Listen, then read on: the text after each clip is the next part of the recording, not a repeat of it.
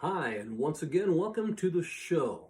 Now, I always give a shout out to my beautiful wife and our wonderful 10-week-old baby boy, Judah. He's such a blessing. And I would ask that you please pray for them. They both have colds, and so it's going around our house. And also, prayer warriors, I would ask that you continue to keep my friend Melissa in prayer. She's having pain and trying to figure out answers as to why. And also a very dear family friend who's like an aunt to me, Diana Pullen in Maine. She's in a hospital right now, excruciating back pain, trying to figure out why. And she also has some kidney issues. So please, people, pray for them. I'd appreciate it. And God bless you for doing so. So this is off our topic today, but with how much society bashes Christians about trying to live pure and celibate lives as being crazy, here was an interesting blurb on the news a few days ago warning about a new strain of gonorrhea, of all things. The Massachusetts DPH says the strain found in the state has previously been detected in the UK and Asia Pacific countries, but never before in the US. The agency warns that gonorrhea can be present with symptoms and, if left untreated, can result in pelvic inflammatory disease, infertility, and other health problems. Unquote. In a statement, Public Health Commissioner Margaret Cook said, "We urge all sexually active people to be regularly tested for sexually transmitted infections and to consider reducing the number of their sexual partners and increasing their use of condoms when having sex." It's kind of odd. They're actually saying reduce the number of sexual partners? Okay, you mean like be responsible? STD rates rose sharply during the pandemic, and Massachusetts says lab-confirmed cases of gonorrhea quadrupled between 2009 and 2021. Very interesting. And yet they laugh at Christians for trying to be celibate and honoring God and living a clean and pure life. So now, back to our topic at hand. We left off last week, or starting this week. The argument that we were addressing was, or the excuse rather, why people don't believe the Bible is shellfish, pork, and nonsense. Don't eat shellfish. Don't eat pork. Don't let certain garments touch each other. Stay outside the camp for 7 days when a woman has a period, etc. What a bunch of nonsense. That was what I'd overheard one of the arguments at this dinner party. And in addressing that, let's look. Parts of the book of Leviticus can be a tedious read, but nonsense? For anyone who makes this kind of statement, the first question to ask yourself is, what do I really know about the times of the day over 3,500 years ago? And what were their living conditions? When I first read through Leviticus, I didn't understand a lot of it, but I still had to give leeway to the point that I was not around back then. And the folks who were, I'm sure, understood reasons why at the time. And even if they didn't, that's why for us today, a good study Bible can help explain things.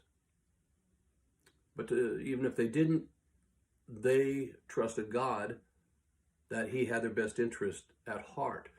To start understanding the situation, you need to really understand at the time of the Exodus from Egypt, the population of the Israelites who wandered through the Sinai wilderness for 40 years, according to educated studies, puts their numbers at between 1.5 to 2.5 million people. That's quite a caravan.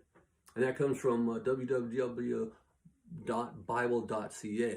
Bible Archaeology, Exodus, Root Population of Jews, Hebrews. Number one on these issues, shellfish. For one thing, a lot of people are allergic to shellfish. Out of the 4 times I've gotten sick from eating fish, 3 of them were from eating shellfish. But probably the biggest argument for not eating shellfish in Leviticus is perhaps because while they did cross through the Red Sea to escape the Egyptian army, and no doubt were camped out by the ocean for a short time, being so many people, they had to move slowly, the people were wandering through the desert. You can dry fish to eat later, but you can't dry shellfish, and you can't keep it fresh or cure it. So rather than taking the chance of getting sick or dying from it, God said don't eat it. That's found in Leviticus 11, 9 through 12.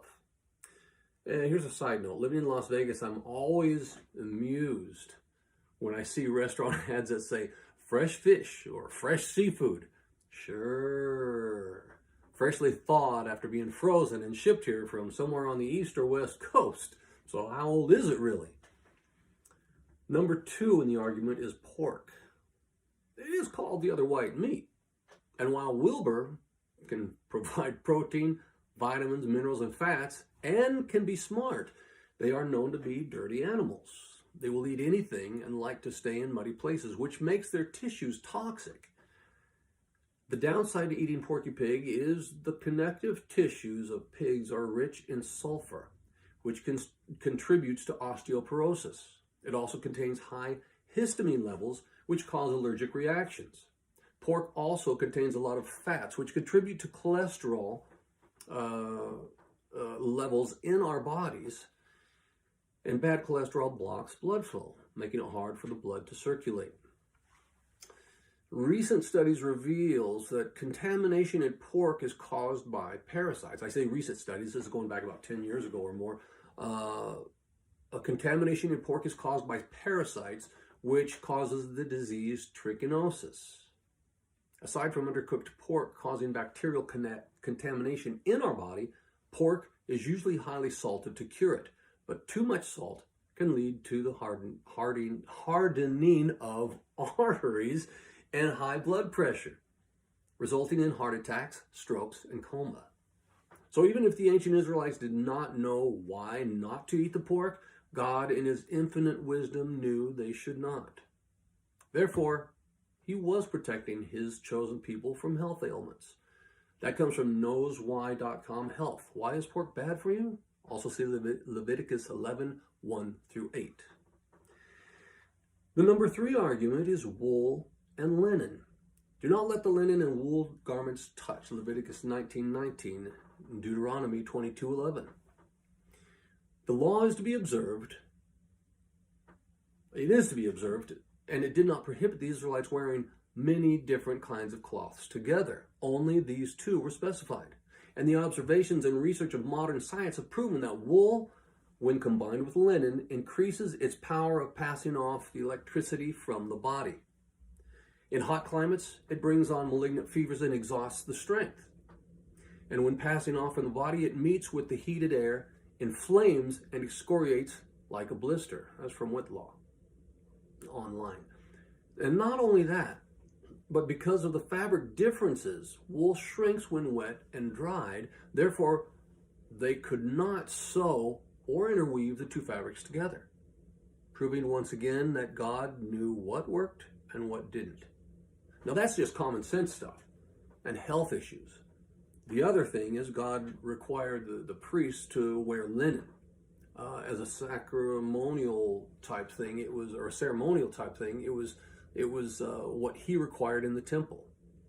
So God only knows why. Linen is what he considered holy garments for the priests to wear. And again, we don't always know the mind of God. We have to trust him. Number 4, forcing women to stay outside the camp for 7 days.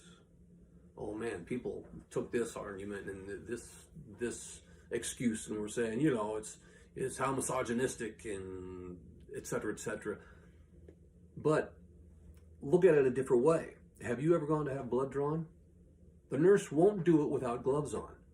Blood is unsanitary and can carry disease. There were no disposable feminine products thousands of years ago.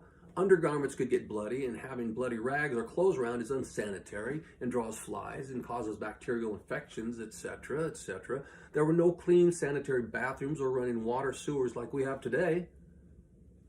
So there was reason for the ancient Jews to do what they did, to purify and keep disease away. Women staying outside the camp during their period was not considered a slight on or prejudice against women, as some have naively tried to claim. As stated earlier, when you consider that when the Israelites started their 40-year journey, it is estimated that at over 1.5 million people from 12 tribes.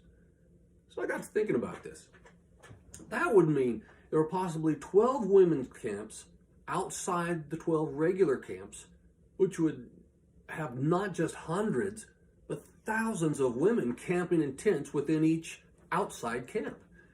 If anything, it was possibly more like a women's retreat, and possibly a break for them from the normal chores of taking care of their men and children, and a place where there was much camaraderie and bonds strengthened within these special confines. Lastly, God also had the Israelites do certain things to separate them from other indigenous tribes, to keep them separate, so they would stand apart, to keep them holy in following him.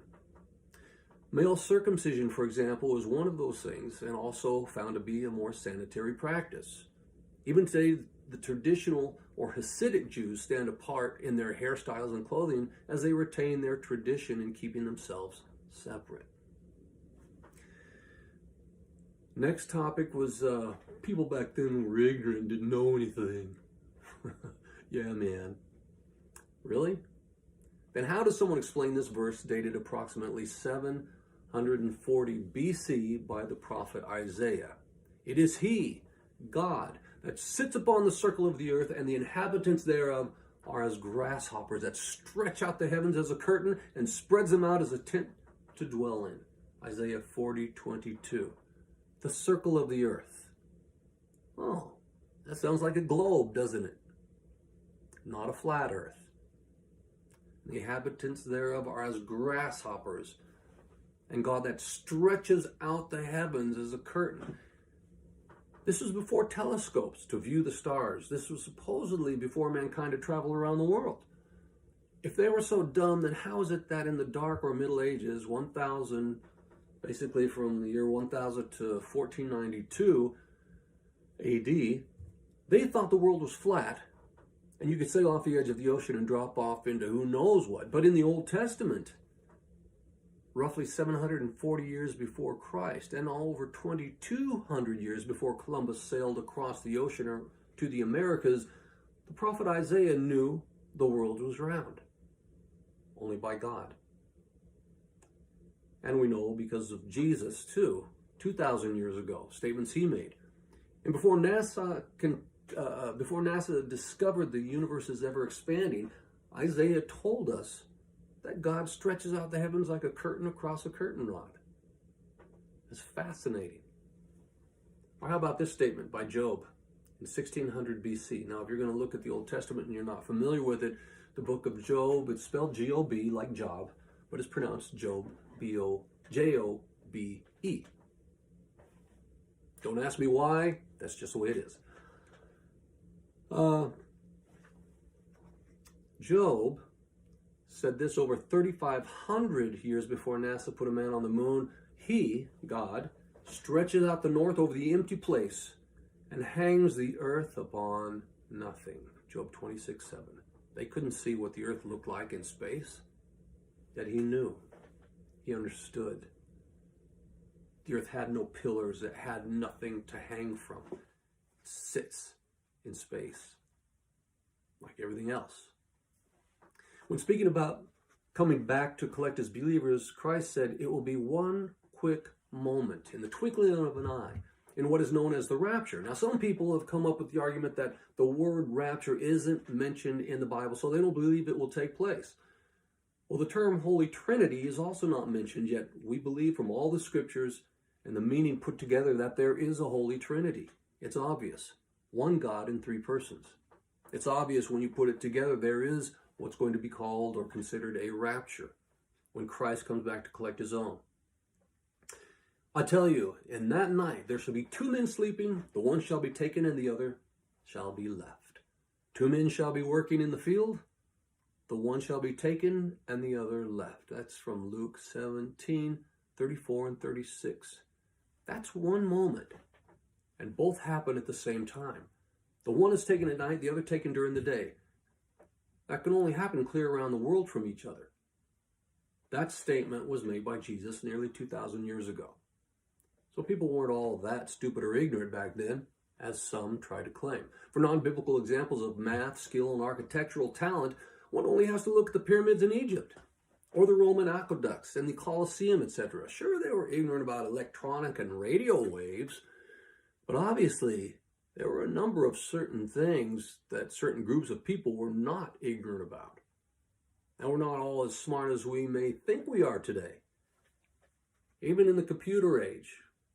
So a few years ago, I saw this 8th grade test from around 1900 on the internet one day. So I tried to answer the test questions.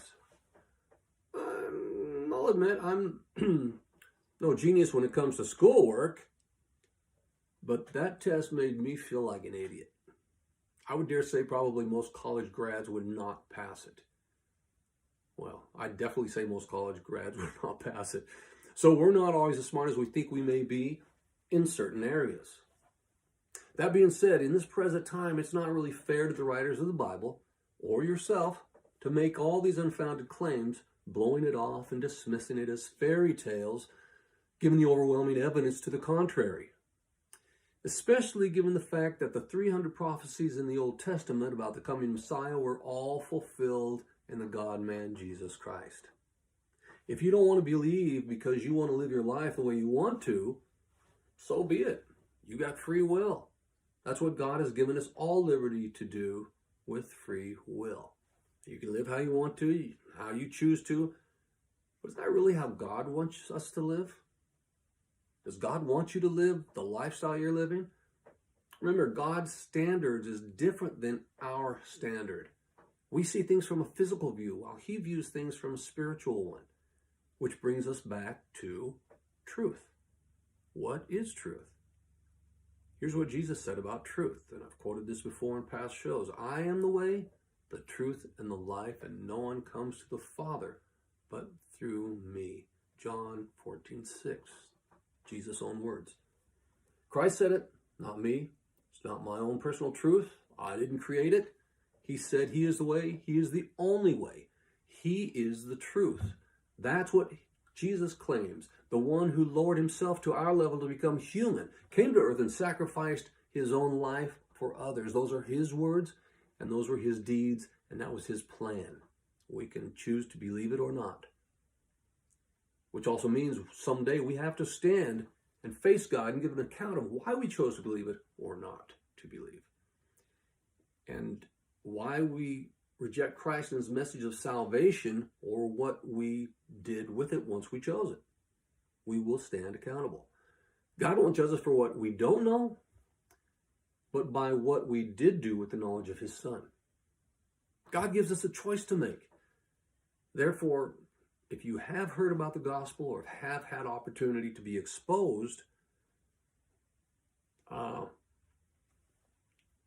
the gospel, and you refuse or ignore it, you, and only you, are responsible for your choice. If you really want to know more about who Jesus is, I highly suggest and urge you to read Case for the Real Jesus by Lee Strobel. Another one is More Than a Carpenter by Josh McDowell.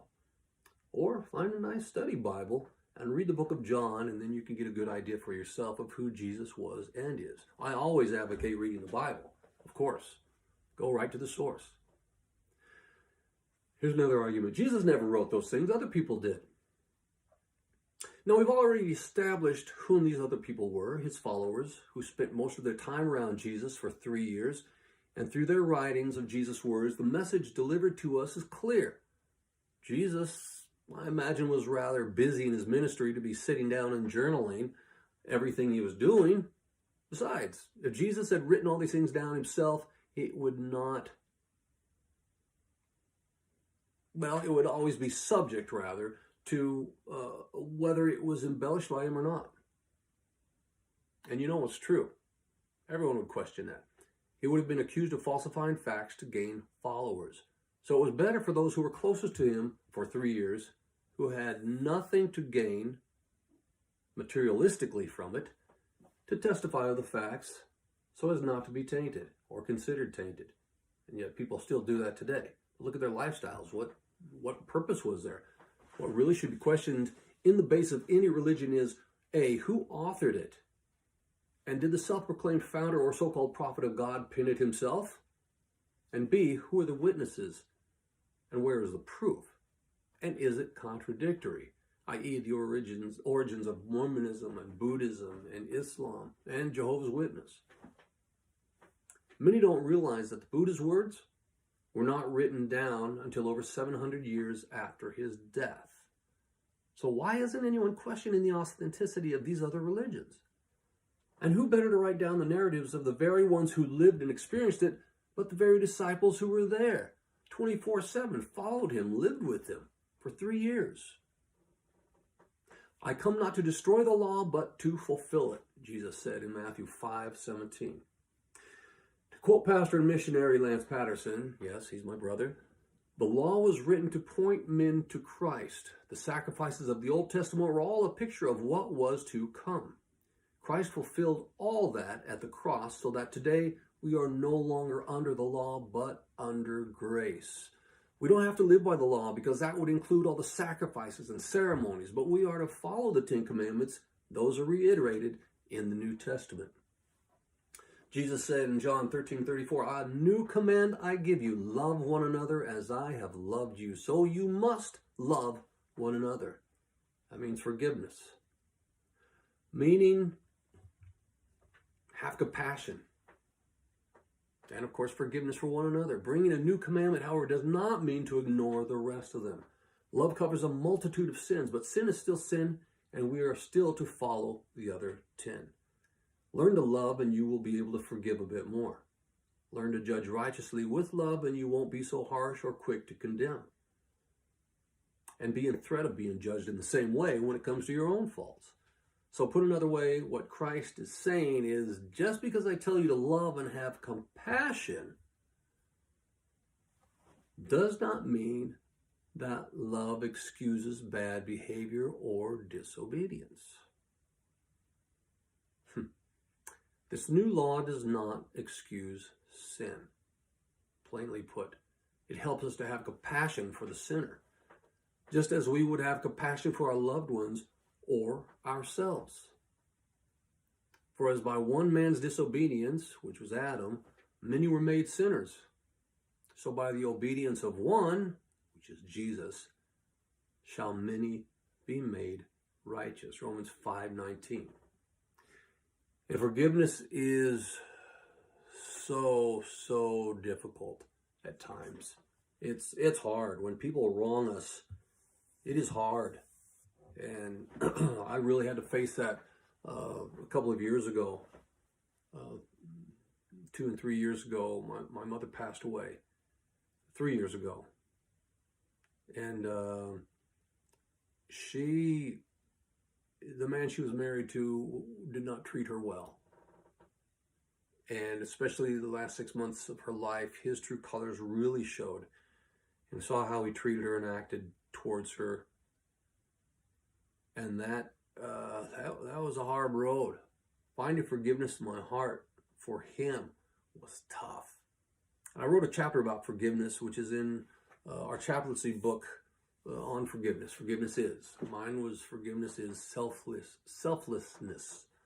And I'll have one of our chaplains, Tamia Dow, on at some point, and she can talk about the book. And we'll discuss forgiveness and all that goes along with it. And here's something I heard in the news this morning. It's on the news in Norway. A woman who is gay is being threatened to be put in jail, or in threat of being jailed, because she spoke out against, let me get this straight. She spoke out, I think it was against men trying to be women. And they want to throw her in jail. So, wow. We still have freedoms here in America. It's not quite that bad yet, even though Christians are being persecuted, and it's getting to be on a worse scale. But the Lord is coming back soon. I can't help but believe that with all the things we're seeing. We're seeing Revelation come into pass. And thank you for joining me. And I wish you all a blessed rest of your day. Thank you, and God bless.